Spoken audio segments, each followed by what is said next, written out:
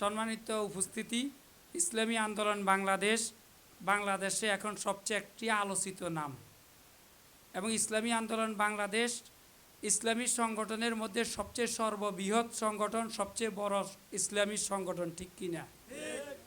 কারণ আপনারা জানেন গত জুলাই বিপ্লবে সবচেয়ে অগ্রণী ভূমিকা পালন করছে ইসলামী আন্দোলন বাংলাদেশ। যে সময় কোনো রাজনৈতিক দল ব্যানার নিয়ে রাজপথে আসার সাহস পায় নাই, একমাত্র ইসলামী আন্দোলন বাংলাদেশের নিজস্ব ব্যানার নিয়ে রাজপথে ছিল।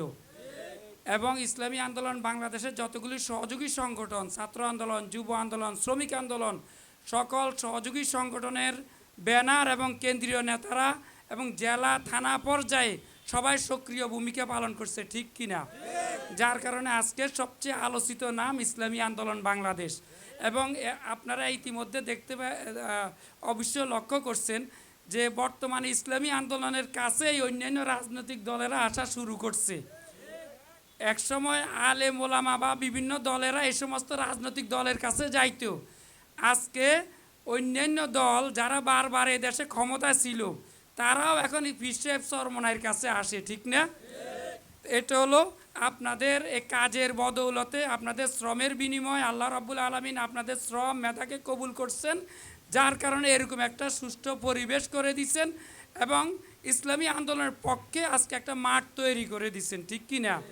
প্রিয় ভাইয়েরা, এই সময়টাকে আমাদের কাজে লাগাইতে হবে। এটা শুধু শুকরিয়া আদায় করে বসে থাকবে এটা না, এটাকে আমাদের কাজে লাগাইতে হবে। আমরা যে জুলাই বিপ্লবে ছিলাম এবং আমরা যে ইসলামী আন্দোলন বাংলাদেশের গঠনের পর থেকে গত 33-34 বছর এই দেশের পক্ষে কাজ করেছি, জনগণের পক্ষে কাজ করেছি, দেশের কল্যাণে কাজ করেছি, এটা জনগণের কাছে তুলে ধরতে হবে, ঠিক কিনা? এবং যখন ইসলামের বিরুদ্ধে, মানবতার বিরুদ্ধে, দেশের বিরুদ্ধে যে কোনো সিদ্ধান্ত নেয় তখন ইসলামী আন্দোলন বাংলাদেশ সবচেয়ে অগ্রণী ভূমিকা পালন করে এবং রাজপথে থাকে। এটা অতীতের সকল ইতিহাস আছে, কিন্তু যেহেতু সময় সংক্ষেপ বিস্তারিত আলোচনা করব না। এই জিনিসগুলো আমাদের জনগণের কাছে তুলে ধরতে হবে, আমাদের অতীতের কর্মকাণ্ড মানুষের কাছে তুলে ধরতে হবে, মানুষ যেন ইসলামী আন্দোলনের পক্ষে আসে।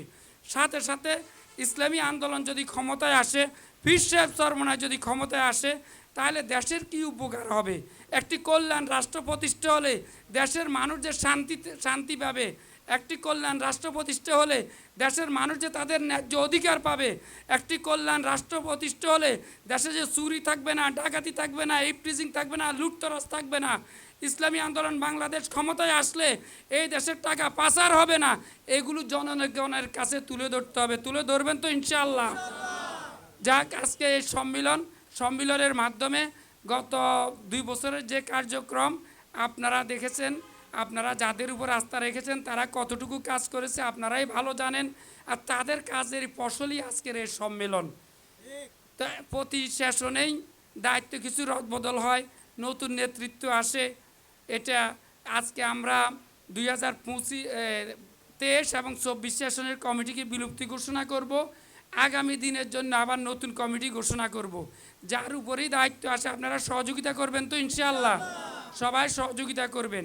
আর যেহেতু ইসলামী শ্রমিক আন্দোলন ইসলামী আন্দোলন বাংলাদেশেরই একটি সহযোগী সংগঠন নাকি, এ কারণে সমন্বয় করে কাজ করতে হবে, সব সময় পরামর্শ নিয়ে কাজ করতে হবে। সকল সংগঠনের সাথে যেন একটু মিল মহব্বত থাকে, এক ও ন্যাক হয়ে আমরা কাজ করব। কেউ কারো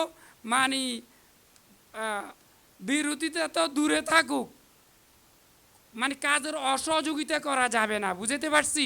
2025-26 সেশনের জন্য সভাপতি হিসাবে হাফেজ মোহাম্মদ মুস্তাফিজুর রহমানের নাম ঘোষণা করছি। সহসভাপতি হিসাবে মোহাম্মদ মঞ্জুরুল ইসলাম, সাবেক সেক্রেটারি, ঠিক আছে, অনেক শ্রম দিছে মোহাম্মদ মঞ্জুরুল ইসলাম, উনি আমাদের সিনিয়র সহসভাপতি। আর সাধারণ সম্পাদক হিসেবে মোহাম্মদ মাসুদ সওদাগর আছেন এখানে, হ্যাঁ, মাসুদ সওদাগর, উনি আমাদের সাধারণ সম্পাদক। ওনারা পরামর্শ করে এরপরে আরও একজন সহসভাপতি এবং আমাদের যে 35 সদস্য বিশিষ্ট কমিটি, এটা পূর্ণাঙ্গ করবেন। কেমন? তা আপনারা সবাই সহযোগিতা করবেন তো ইনশাআল্লাহ? আমি মোহাম্মদ, সবাই নাম বলেন, ইসলামী শ্রমিক আন্দোলন রাজবাড়ী জেলা শাখার পদের নাম বলেন। মনোনীত হয়ে আল্লাহ তাআলাকে সাক্ষী রেখে ওয়াদা করছি যে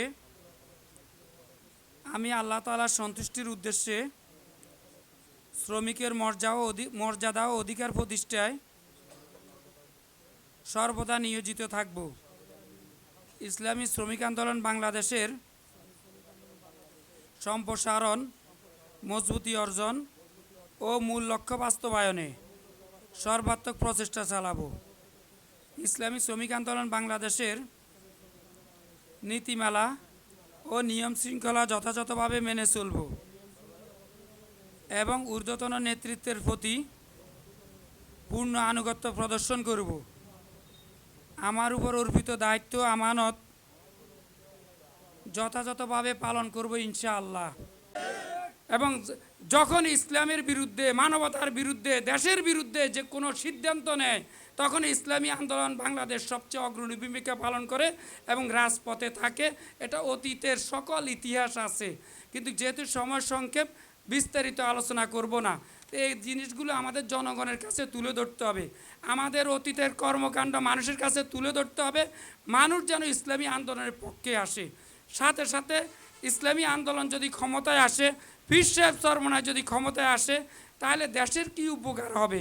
একটি কল্যাণ রাষ্ট্র প্রতিষ্ঠা হলে দেশের মানুষ যে শান্তি পাবে, একটি কল্যাণ রাষ্ট্র প্রতিষ্ঠা হলে দেশের মানুষ যে তাদের ন্যায্য অধিকার পাবে, একটি কল্যাণ রাষ্ট্র প্রতিষ্ঠা হলে দেশে যে চুরি থাকবে না, ডাকাতি থাকবে না, ইফটিজিং থাকবে না, লুটতরাজ থাকবে না। ইসলামী আন্দোলন বাংলাদেশ ক্ষমতায় আসলে এই দেশের টাকা পাচার হবে না। এগুলো জনগণের কাছে তুলে ধরতে হবে। তুলে ধরবেন তো ইনশাআল্লাহ? যাক, আজকে এই সম্মিলনের মাধ্যমে গত 2 বছরের যে কার্যক্রম আপনারা দেখেছেন, আপনারা যাদের উপর আস্থা রেখেছেন তারা কতটুকু কাজ করেছে আপনারাই ভালো জানেন, আর তাদের কাজের ফসলই আজকের এই সম্মেলন। তা প্রতি সেশনেই দায়িত্ব কিছু রদবদল হয়, নতুন নেতৃত্ব আসে। এটা আজকে আমরা 2023 এবং 24 সেশনের কমিটিকে বিলুপ্তি ঘোষণা করব। আগামী দিনের জন্য আবার নতুন কমিটি ঘোষণা করব। যার উপরেই দায়িত্ব আসে আপনারা সহযোগিতা করবেন তো ইনশাআল্লাহ? সবাই সহযোগিতা করবেন। আর যেহেতু ইসলামী শ্রমিক আন্দোলন বাংলাদেশেরই একটি সহযোগী সংগঠন নাকি, এ কারণে সমন্বয় করে কাজ করতে হবে, সব সময় পরামর্শ নিয়ে কাজ করতে হবে। সকল সংগঠনের সাথে যেন একটু মিল মহব্বত থাকে, এক ও ন্যাক হয়ে আমরা কাজ করব। কেউ কারো বিরোধিতা তো দূরে থাকুক, কাজের অসহযোগিতা করা যাবে না, বুঝতে পারছি?